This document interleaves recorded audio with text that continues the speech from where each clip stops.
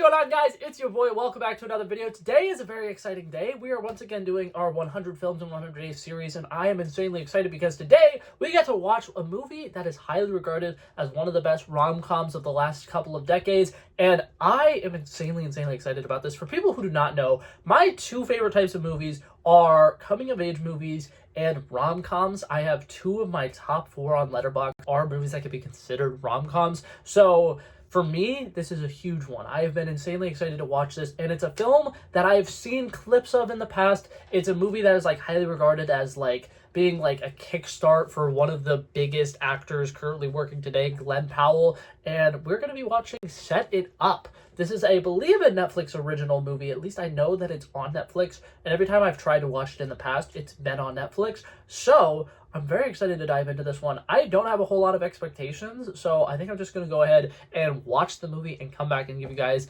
the honest review. I'm going to give you guys my positives first, my negatives, and then dive into do I think it's overrated, underrated, and anything in between. Let's do this, shall we?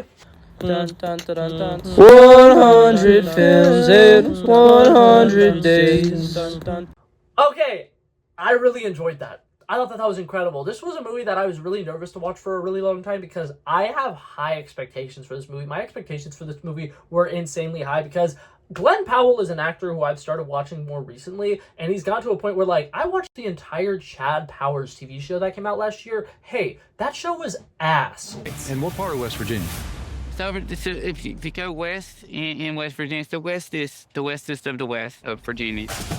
But Glen Powell is in it, so I gave it a chance. And there's a couple of elements of that show that are okay, but it's one of those things where it's Glen Powell is just so entertaining that anytime he's in something, instantly my expectations for it go up, and this is a great example. He is phenomenal in this. Zoe Dutch is phenomenal in this. Their chemistry with each other is absolutely phenomenal, and I absolutely love just how real of a person Zoe Dutch's character feels like in this. I hate when movies are trying to do a down-to-earth relatable person, and then they'll do silly things that just are super unrealistic and not really a thing that people would do. But I love just some of the random character choices that they decided to do with Zoe Dutch's character. Her randomly crying about sports, getting emotional about sports, and her finally getting her day off or whatever after a really exhausting shift where she's up until the crack of midnight or whatever. That's not a saying. That's not a saying at all. I'm so sorry. But she's up super duper late because of her, boss being super demanding and stuff like that. She goes home, she watches sports highlights, drinks wine, and cries.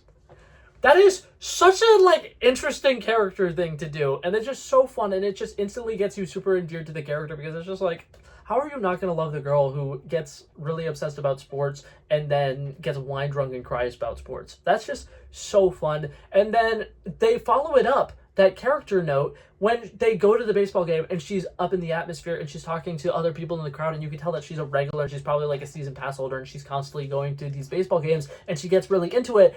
And I love that. And the whole discussion about guys don't actually want girls that like sports. Guys want girls who dress in cute sportsy outfits and get confused and need the sports explained to them. And that is such a true statement. Not gonna lie, 9 times out of 10, if a girl actually genuinely enjoys sports and she loves it and she wants to talk about it with other guys will no longer see her as a person they want to be attracted to. They'll instantly be oh, that's one of the boys. And it's such an interesting thing seeing it called out in a movie like that. I thought that was fantastic. And just overall, I want to give credit where credit's due. The dialogue in this film is absolutely fantastic. There's just so many incredible line deliveries and jokes that are just really well done.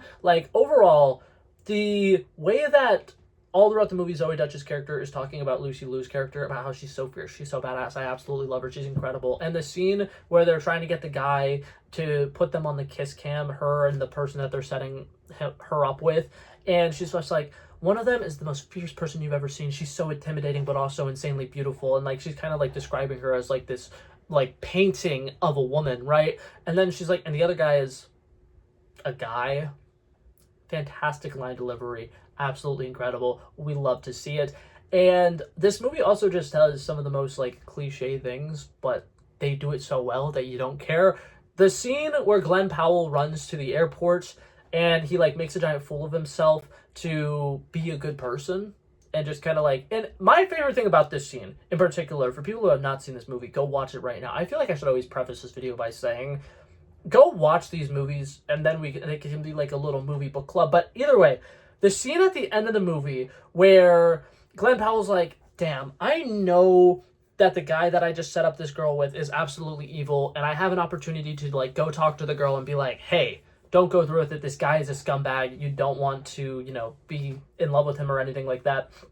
And so he runs to the airport and he makes a giant fool of himself, and he's just like, hey, don't do it. He's a scumbag. He's just using you. And him making a fool about himself is so great already just on its own. That's a fun cliche. But the fact that he's doing it and the love interest in the movie isn't even there to witness him making a fool of himself. Fuck yeah. A guy just being a good guy just to be a good guy? Fuck yeah! That's fucking awesome. That's something that I love, love, love.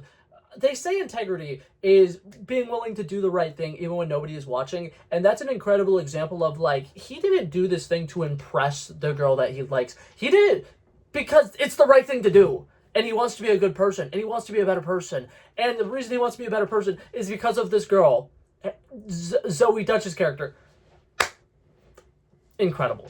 Fucking phenomenal. That is how you write love. That is how you write character development. This entire film, fantastic. I loved it. There are a couple of scenes that got me really emotional. The scene, this might be one of the most real scenes I've seen in a hot minute, and low-key a scene that I kind of needed to hear. But there's a scene, and it's such like, once again, this is a super cliche thing, but when you do a cliche and you do it well, that's why cliches exist, because there's a version of every movie where they just do the cliche basic thing, and if you write it well enough, it's good, and it doesn't matter. There's a reason cliches exist, and it's because they're a formula that works, and people like them. But whenever they get close to the third act or whatever, and they have their big third act conflict, and they're kind of both calling each other out on each other's shit, and Zoe Dutch is, you know, yelling at Glen Powell's character, and she's like, you are just an assistant and you're just doing it for money and you don't actually have any passion, you don't know what you want to do with your life. And she kind of like calls him out on the fact that like he just wants to be rich, he doesn't have any actual ambitions, he just wants to make a lot of money, right? And that's such a shallow thing, and that's terrible, and it's selfish, and you should actually have a job that you want, right? And then he comes back at her and he explains the fact that like, you want to be a journalist so badly, you really want to write, you want to write stories, you want to be somebody who is out there in the press and, you know, working on sports journalism, and you admire this person who's like a really powerful woman in sports journalism, and we've been working together this entire movie to make it where we have a lot more free time. Have you been doing any writing in that free time? And that is so good. That is great. That is something that, like, when you're watching a movie, they don't show you characters' downtimes very much. So it's like one of those things where it's just like, well, maybe she could be writing in her downtime. No, she's not. They have a bunch of free time, and she's using it to go on dates with guys who obviously don't care about her, and she's wasting the time that she could be using doing this thing that she's passionate about. And as somebody who, like, with YouTube, right? I love making YouTube videos. It's something I've been passionate about since I was 13 years old. I've always loved making videos. I've always loved any form of content creation. But it's one of those things where it's like, sometimes I won't do it for a long period of time. And why? It's not because I'm not passionate about it. It's just because sometimes you get stuck in your head about things. You have a hard time actually taking those first steps to making content, or in her case, in this movie, taking those first steps towards being a journalist. She's been so consumed by her current work of being an assistant that she hasn't made time for the things that are important to her in life. And it's something that him calling her out on it actually is very eye-opening for her. And I think that it's part of the reason why she loves her, or loves him, because he deeply understands that there's a part of her that is insanely passionate about this thing, and it's not really necessarily her fault that she's not doing it, but she just needs a push in the right direction. And he obviously kind of unintentionally gives her that push that she needs, but he gives her that push that she needs. She becomes a writer. They meet up again. They have a good conversation. And I love the twist at the end of this movie that these two meet by setting up their bosses, and then Zoe Dutch's character's boss calls Glen Powell's character and tells him to meet at this specific place where they run into each other. They got set up. Oh, yes! That's awesome! This movie is great. Negatives? I don't think I have a single one. I don't think I have a single one. I really enjoyed this movie. This movie made me laugh. Absolutely fucking hilarious. I love some of the, like, Pete Davidson, barely in the movie, but he's fucking fantastic. Once again, just a comedic person who gives great comedic deliveries. The scene where, like, we're first introduced to him and they, like, reveal that he's, like, his gay roommate or whatever, and he's just like, not all gay men are constantly hooking up with people, and then Glenn Powell leaves the room and he's just like, but I did have a guy over today. That was fucking hilarious. The scene at the very end of the movie where Pete Davidson sees the douchebag boss talking to Glenn Powell, and he's just like, do you still work for this guy? And he's like, no. And he immediately just chucks his coffee at him. But fucking fantastic. I loved this movie. I thought this movie was great. I'm gonna be honest with you. Am I a little biased because I absolutely love rom-coms? 100%. But also, sometimes a low-stakes, low-budget movie like this, when you're watching some intense things like, you know, these high-budget action movies or these fantasy movies that take you to other worlds, something that's, like, seated in realism a little bit, but also gives you that kind of, like, you know, optimistic feeling of, like, hey, there is love out there. You can find it. I love it. I will always be a sucker for these movies. So I'm going to go ahead and say I think this movie 100% is properly rated. In fact, I don't feel like I hear enough people hyping this movie up, so I might even say it's underrated. Even though a lot of people are like, this is one of the best, you know, rom-coms of the last 20 years, there are some people out there who would be like, oh, but Anyone But You, this movie is so much better than Anyone But You, and it's insane that I don't hear more people singing its praises, because I've only really heard, like, 2 people talking about how this is, like, one of the greatest rom-coms of the last 25 years. It should be, like, a mutually agreed thing. This is one of the best rom-coms of the last 25 years.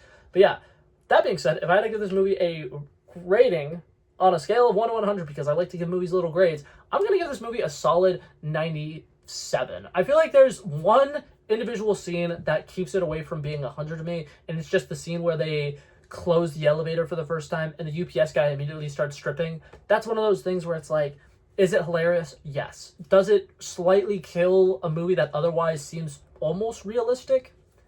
Also, yes. But that being said, it's funny. It's a comedy. It's supposed to be funny. I liked it. I very much enjoyed it. In fact, I didn't have a single negative thing to say except for that one individual scene that honestly isn't even that big of a deal.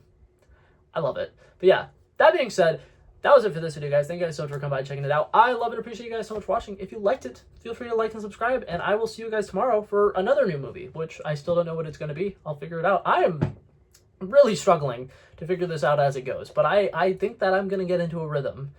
I really hope so. For people who don't know, this is my New Year's resolution, to watch more movies, and so I'm specifically doing this challenge as a New Year's resolution to watch 100 films in 100 days, and it's going to be a struggle, but I think I could do it. And some people are going to be like, watching a movie is a struggle?